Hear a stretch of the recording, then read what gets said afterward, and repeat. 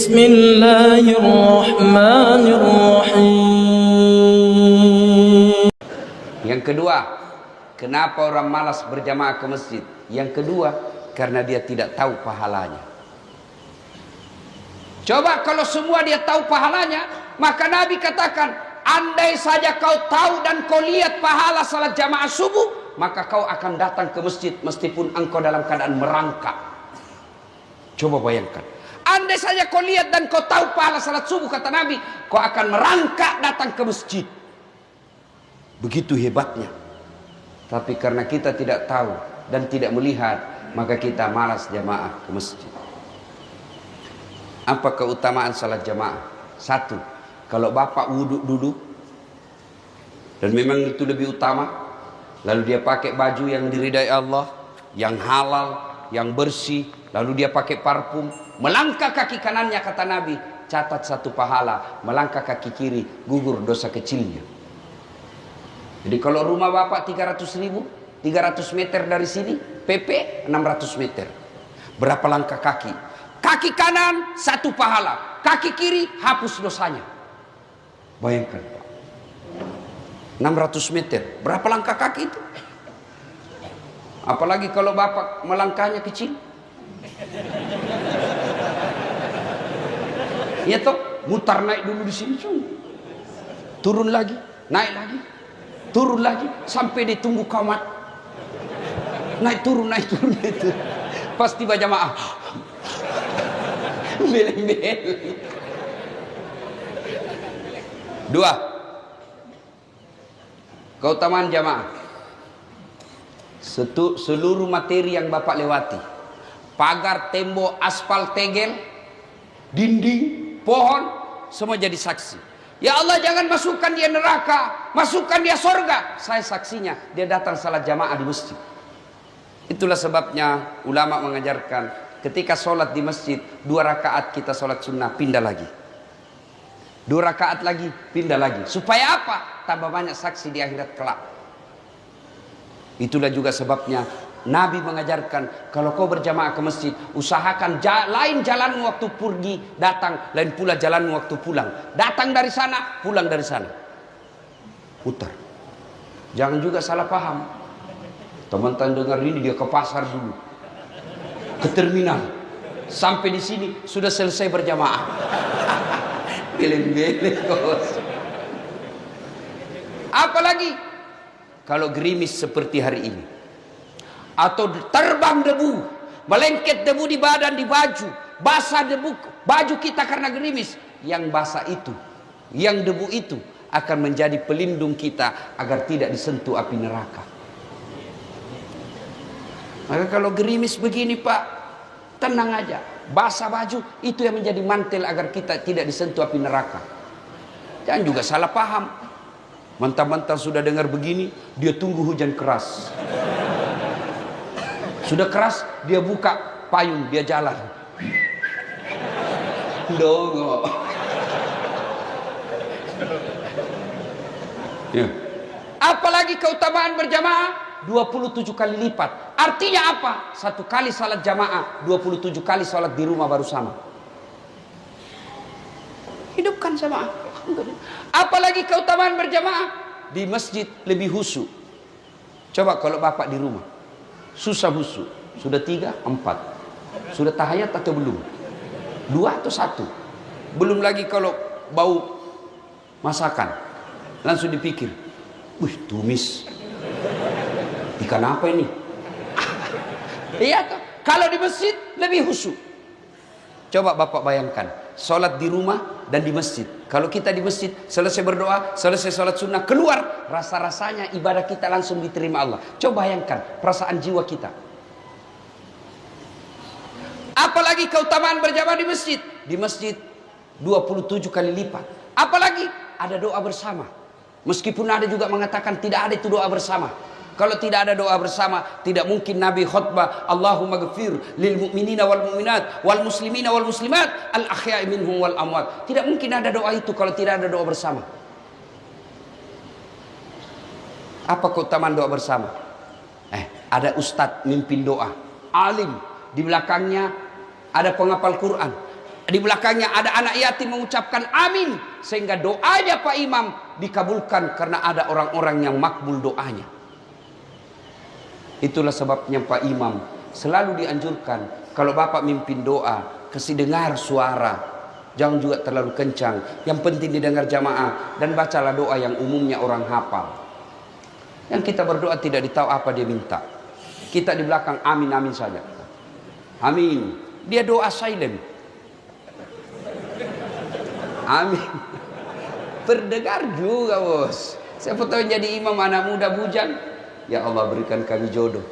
Dia bilang bapak di belakang amin. Dia bilang pula istrinya di belakang amin.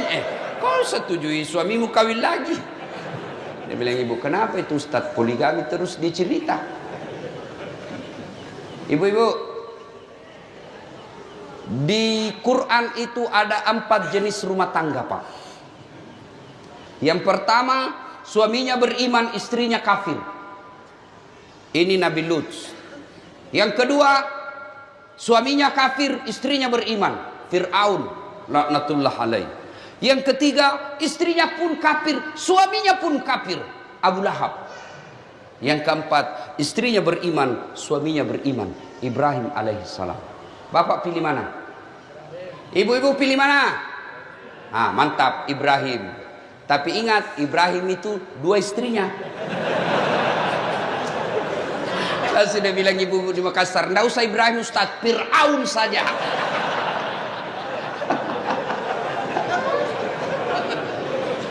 Ayo. Nah, apalagi penyebab orang malas berjamaah ke masjid? 3, manajemen masjid tidak bagus. Apa disebut manajemen masjid tidak bagus? Ya, kita lihatlah itu masjid. Karpetnya sudah 7 kali lebaran tidak pernah diganti. Begitu kita sujud, wih banyak pula semut. Bengkak kita punya jidat. Masih baik kalau jidat Pak, biasa bibir. Mic-nya sudah takbir Allahu Akbar langsung story. Mau diperbaiki, kita sudah takbir, terpaksa ditunggu sampai selesai sholat Pak. Kau ketawa karena pernah semua kau alami toh. Apalagi dapat lagi penceramah dari mulai salam pertama sampai terakhir neraka terus dia cerita Pak. Ditusuk pantatmu, ditusuk 2 jam, digunting kamu. Dia bilang anak muda, jawab kau pebisnis, bikin takut-takut saja itu Ustaz. Iya toh? Dapat lagi apa Pak? Muadzinnya, orang tua sudah pensiun, sesak napas.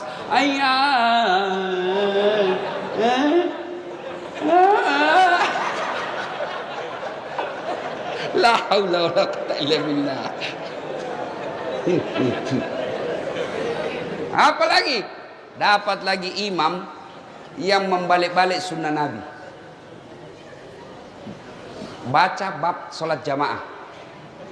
Coba baca bab sholat jamaah.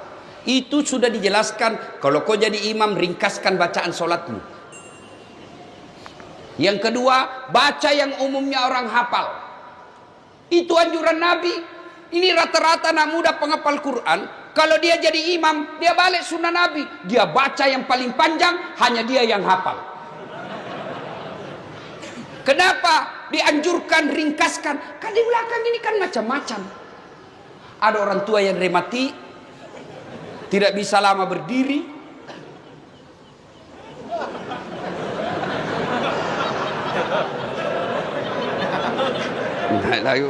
Belum selesai, jatuh lagi kepalanya ke sana. Baik kau siksa orang tua.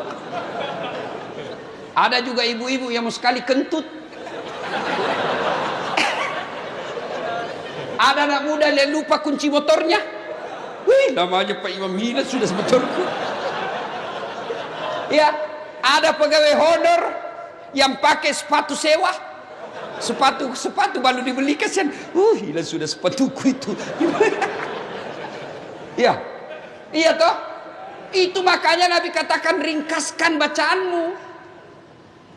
Yang kedua kata Nabi, baca yang umumnya orang hafal. Tujuannya apa? Satu, kalau orang hafal bacaan, kita bisa husu ikut. Imam baca wadduha, kita enak ikutnya. Kenapa? Kita hafal. Begitu dia membaca surah Al-Anfal, dia husu dengan bacaannya, kita husu dengan hayalan. Kita mau ruku, belum selesai, kita mau ikut, tidak dihafal, terpaksa kita baca semua pengumuman di dinding. Keadaan keuangan masjid Al-Mujahidin, pemasukan minggu lalu 2 juta, pengeluaran khutbah Jumat 500.000. Baru dia bilang, oh berarti honornya Pak Ustadz keluar. Iya toh? Ternyata belum, sudah dibaca semua satu papan triples, belum selesai, dibaca lagi kalender Persatuan Guru Republik Indonesia Lombok Timur. Belum juga selesai, bajunya lagi orang dibaca di belakang.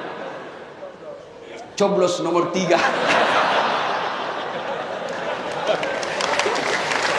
Ya. Makanya kalau kau jadi imam, baca yang umumnya orang hafal. Supaya apa? Kita bisa ikut dengar. Yang kedua, kalau orang hafal, kalau imam salah, kita bisa luruskan. Coba kalau imam buat duha, salah, kita bisa bantu. Begitu dia baca yang susah, hadapi kesusahanmu sendiri. Kau yang mulai, kau yang ngakhiri. Ada ini wallahu alam. Saya tidak tahu benar atau tidak ini cerita. Ada anak muda penghafal Quran, disuruh tes bacaannya jadi imam. Dia baca yang panjang, memang hanya dia yang hafal. Begitu dia lagi baca, tiba-tiba ada cicak jatuh dekat telinganya. Kaget. Namanya orang kaget, hilang bacaan Pak, stres. Dia lupa sambungannya itu aja. Apa sambungannya ini? Dia lupa, diam saja. Hening suasana masjid. Tiba-tiba dia bilang, Pak Imam, tolong bantu di belakang. Dia bilang di belakang, kami juga tidak tahu.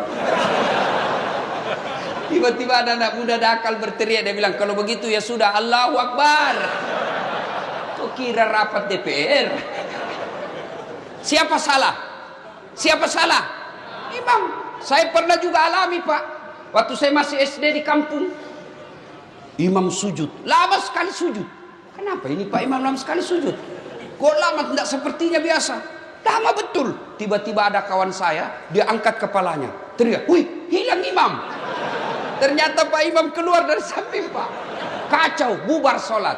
Selesai sholat ditanya, Pak Imam, kenapa kau tinggalkan syaf? Dia bilang, saya kentut nak. Lain kali kalau kau kentut, kasih bangun dulu kita supaya kau dilihat. Dia bilang, sengaja, saya malu kau lihat. Siapa salah? Siapa salah? Imam. Maka hati-hati milih imam. Jadi makmum siapa saja boleh jadi makmum. Jadi jamaah siapa saja, mulai orang paling alim sampai orang paling goblok boleh jadi makmum. Tapi jadi imam tidak boleh. Kenapa? Salah imam, hancur jab kita. Maka kalau ada pemilihan imam, pemilihan presiden, pemilihan bupati, anggota DPR, hati-hati. Salah kau milih pemimpin, salah hidupmu. Dan juga jadi makmum, tahu juga etika. Kalau kau jadi makmum, Nabi katakan, kalau kau pergi berjamaah, sikat gigi pakai parfum. Itu tujuannya apa? Agar itu adab kau pelihara. Kenapa disuruh pakai parfum? Karena kita akan berdekatan dengan orang lain. Supaya apa? Bau badanmu tidak mengganggu sholatnya orang lain. Adab. Kenapa disuruh sikat gigi? Adab. Supaya bau mulutmu tidak mengganggu konsentrasinya orang di sampingmu. Bayangkan tadi malam kau makan udang dengan pete tumis. Kau tidak sikat gigi tidur. Lama di dalam mulut. Tiba-tiba kau datang sholat subuh. Temanmu balik, assalamualaikum. Kau juga balik dan menguap. Sampai mati dia ingat terus bau mulutmu. Itu semua adab. Ada juga kita kalau datang berjamaah seolah dia yang paling alim dalam masjid. Seolah dia yang paling hebat dalam masjid. Mulai takbir dia ganggu sudah kita Pak. Allah.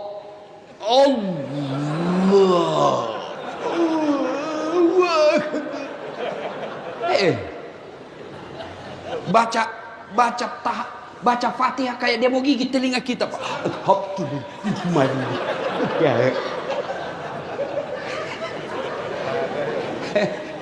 Ada lagi yang bikin saya, Pak. Itu kaki. Dikasih pindah jadi dikasih pindah.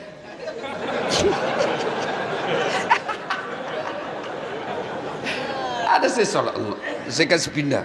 Dia kasih pindah lagi. Saya kasih pindah lagi. Dia kasih pindah. Saya langsung. Saya sholat, saya tanya. Dia bilang, kenapa kau injak kakiku, Ustaz? Kau salah. Kenapa kau kasih pindah-pindah? Supaya sapnya rapat, Ustaz. Saya bilang, Dek, begini. Kalau mau rapat sapmu, bukan kaki yang kau kasih rapat. Ini bahu sama siku. Bisa jadi rapat kakimu rapat, jari-jari kakimu rapat, tapi sapmu renggang.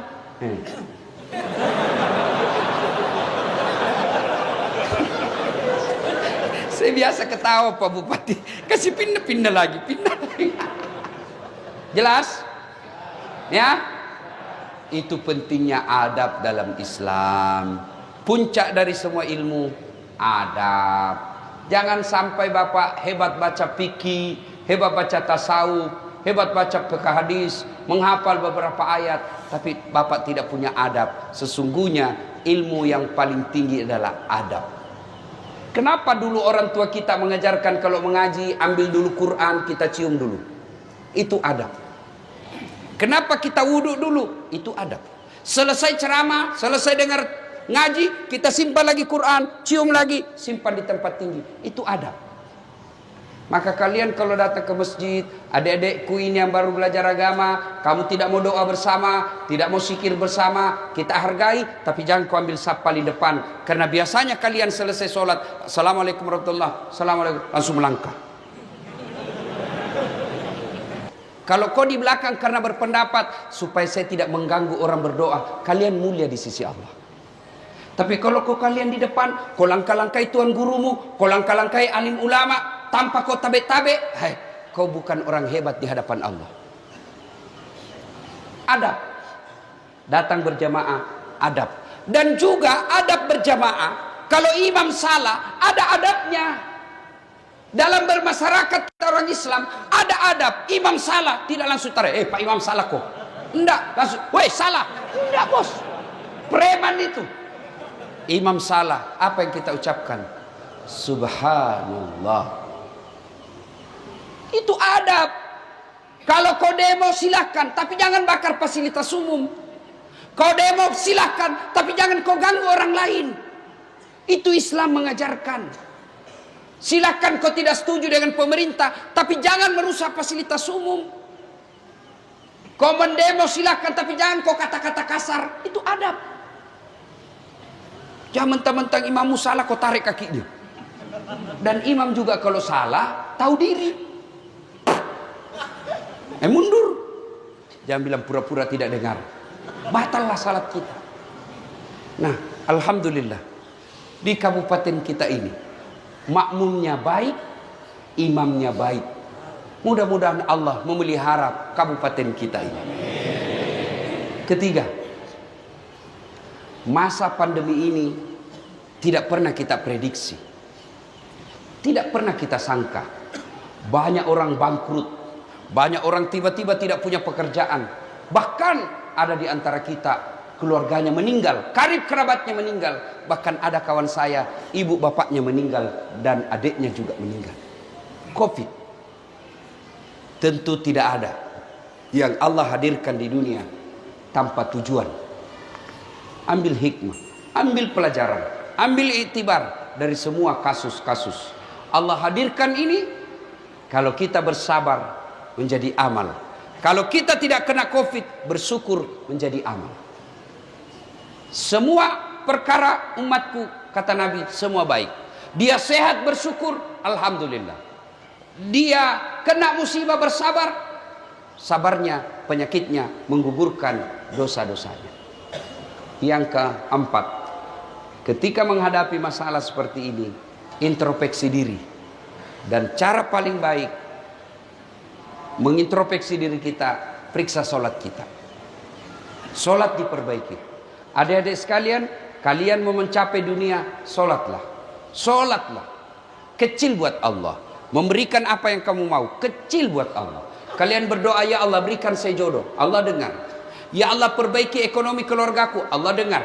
Ya Allah sembuhkan penyakitku, Allah dengar. Ya Allah jadikan saya kepala dinas pendidikan, Allah dengar. Allah semua dengar keluhan kita. Maka Allah menjawabnya, hayya alal falah, sini saya kasih kau kemenangan. Maka pulang dari taklim ini, Bapak, mari perbaiki sholat. Saya sudah sholat Ustaz. Jangan puas sampai di situ, perbaiki kualitasnya. Jangan sampai kita sholat kayak main-main. Allahu Akbar. Kau ketawa karena kau bayangkan dirimu. Sholat kayak tidak semangat sekali Pak. Takbir aja kayak tidak pernah makan.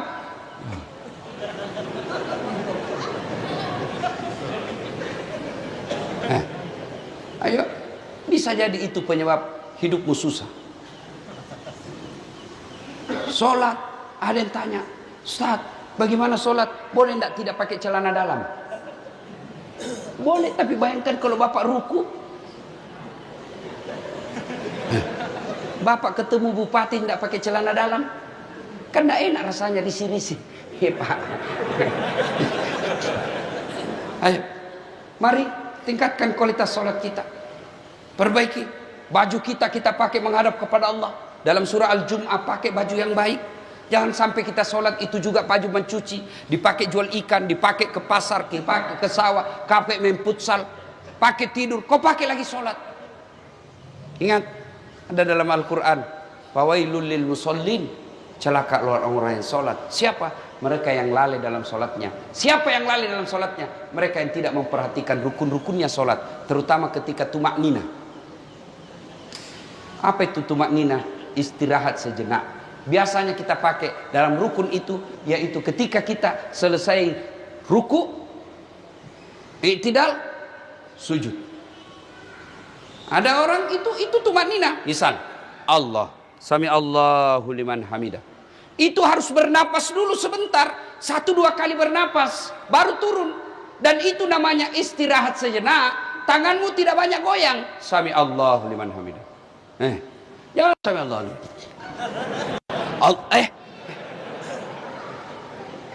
Yang ketawa, saya serius ini. Sholat pun rukunya Pak, orang Bugis bilang mah pito-pito, kayak ayam makan. Hati-hati, itu setan menyesatkan kita. Maka perhatikan semua itu. Selesai itu, maka yang kelima, sebagai wujud kesyukuran kita, pelihara persaudaraan. Jangan berpecah belah. Boleh berbeda. Tadi disampaikan Pak Bupati, di kabupaten ini semua ormas ada. Semua organisasi masyarakat ada. Organisasi politik ada. Silakan kita berbeda partai, berbeda ormas, berbeda profesi, berbeda pekerjaan, berbeda pilihan politik. Tapi satu tujuan kita, mengangkat harkat dan martabat kabupaten kita. Selesai pilkada, selesai pilpres, selesai urusan politik. Jangan lagi kau berpecah belah. Jangan ada cebong, ada kampret. Cebong sama kampret sudah menyatu di kabinet. Jangan kalian di masyarakat bermusuh-musuh. Kalian tidak senang dengan rezim ini, tidak puas dengan rezim ini, biasa. Jangankan memimpin satu negara, satu rumah tangga saja. Kadangkala kalau 2 anak berbeda pilihan, pusing kita Pak. Apalagi satu negara. Maka jangan berpecah belah. Boleh berbeda pilihan, tapi mari wa'tasimu bihablillahi jami'a wa la tafarraqu. Berpegang teguhlah engkau kepada tali persaudaraan agama Allah dan janganlah engkau bercerai-berai. Inilah tausiah kita pada taklim kita kali ini. Mudah-mudahan ada manfaat. Ingin rasanya berlama-lama, tapi apa boleh buat, waktu yang membatasi kita. Meskipun Pak Bupati tadi mengatakan bisa sampai jam 12, bisa? Mampu? Siap? Saya yang tidak mampu. Karena saya capek, masih perlu perjalanan panjang lagi. Doakan saya sehat walafiat. Mohon keikhlasannya membacakan suratul Fatihah, kesembuhan untuk telinga saya. Bisa ya? Nah, ila hadratin Nabi Mustafa Muhammad sallallahu alaihi wasallam, summa hususil das'at Latif. Al-Fatihah.